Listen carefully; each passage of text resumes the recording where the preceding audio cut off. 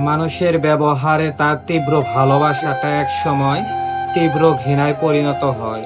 কিছু মানুষ চাইলেও স্বার্থপর হতে পারে না, বরং স্বার্থপর হওয়ার অভিনয় করতে গিয়ে আরো বেশি মায়ায় জড়িয়ে যায়।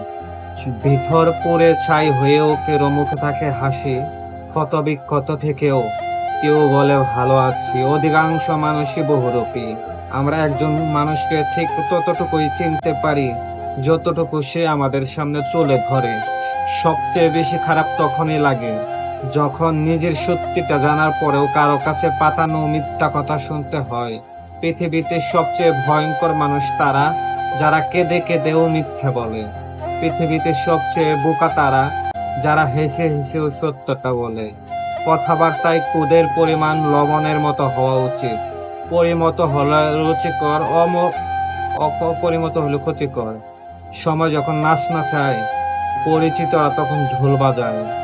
ভালো চেনার মতো সবার চোখ থাকে না বলেই বেশিরভাগ মানুষই ভুল মানুষের মায় আটকে যায়। চায়ের কাপ আর ভেজানো বিস্কুট একটা শিক্ষায় দেয়, কারো পিছে এতটা ডুবে যেতে নেই, নিজেকে ভেঙে যেতে হয়। বিখ্যাত না হয়েও, জীবন কাটানো না হলেও সুন্দর জীবন কাটানো যায়।